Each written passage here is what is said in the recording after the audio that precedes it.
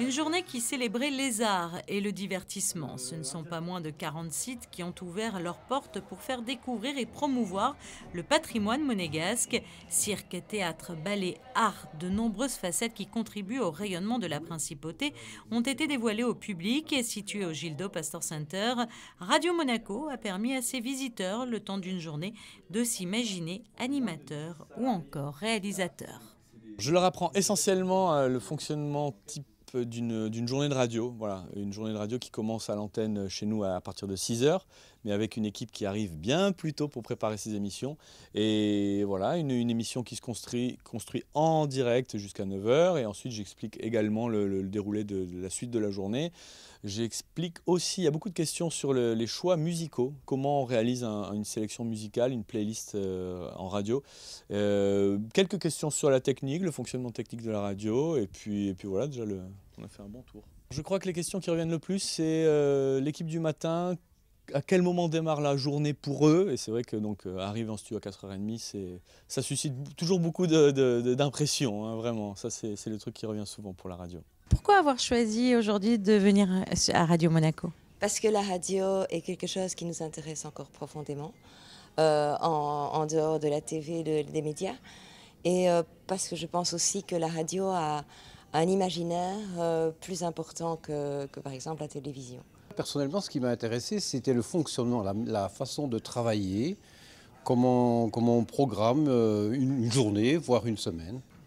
Et ça, c'était très intéressant. À quelques pas de là, nous plongeons dans un tout autre univers. Sous le chapiteau de Fontvieille, de futurs petits acrobates s'en donnent à cœur joie.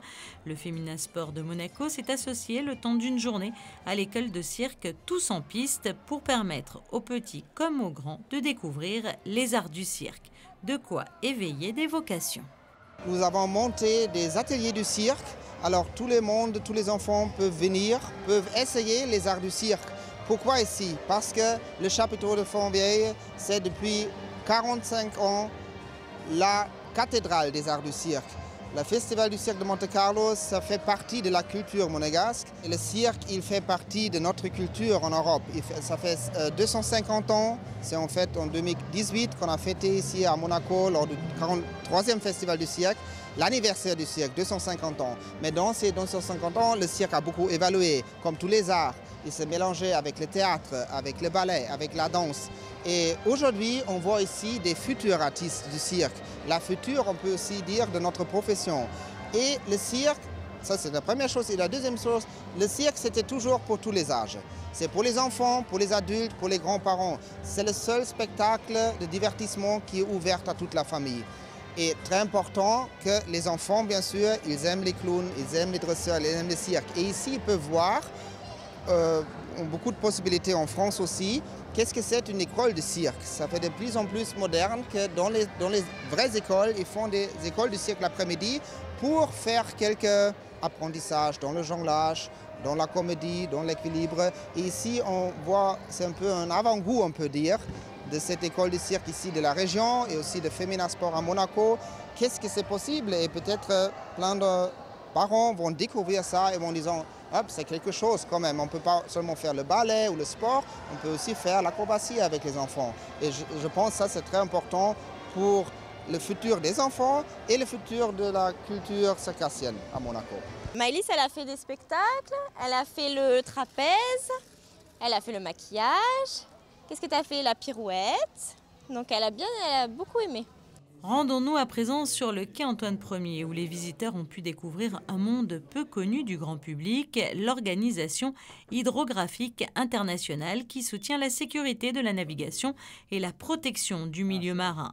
La journée du patrimoine est l'unique occasion où le secrétariat ouvre ses portes au grand public. Une présentation déjà de l'organisation.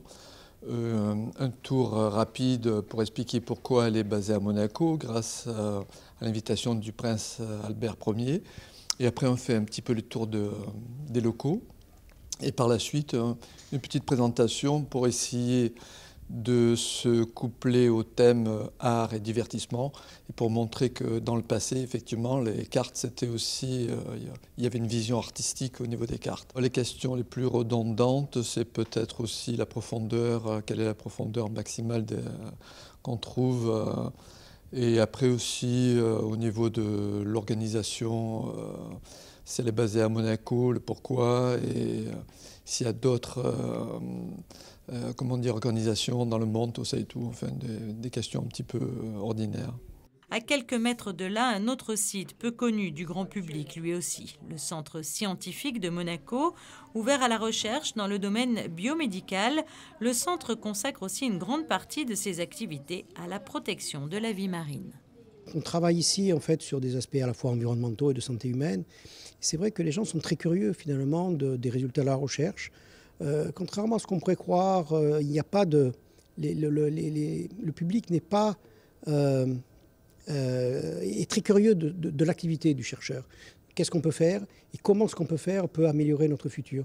Il ne croit pas que le chercheur est un apprenti sorcier, comme des fois on entend parler, mais que le chercheur est vraiment la personne clé qui peut apporter des solutions pour l'avenir. Et donc les questions majeures, c'est que va devenir l'environnement, que peut-on faire, que peut-on trouver comme solution pour améliorer la situation, mais également comment peut-on guérir les maladies. Les gens visitent les 3 départements, après une petite introduction, ils visitent les départements de biologie polaire, donc voir comment on suit 20 000 manchots en continu, puis le département de biologie marine avec les équipements et aussi nos aquariums. Je vous rappelle, 20 tonnes d'eau de mer au 5e étage de bâtiment, c'est unique au monde.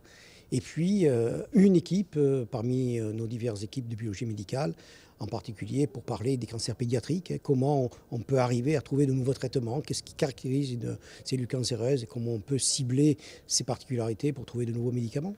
Autre lieu, autre univers. Les élèves du pavillon Beauzieux ont donné vie à des costumes sortis tout droit de leur imaginaire. Après avoir défilé à l'occasion de cette journée dans la cour de la mairie, une parade a ensuite été organisée dans les rues de Monaco-Ville à la surprise des passants. Quelle est cette étrange créature ? Alors c'est à la fois un médecin, c'est à la fois un masque de carnaval, c'est à la fois un personnage étrange puisqu'on est dans une forêt un peu métaphorique, imaginaire, qui a été imaginée par une ancienne étudiante. Et si le patrimoine présente des formes très diverses, l'événement cette année aura permis au public de découvrir ou de redécouvrir de nouvelles facettes du patrimoine, celles des arts et du divertissement.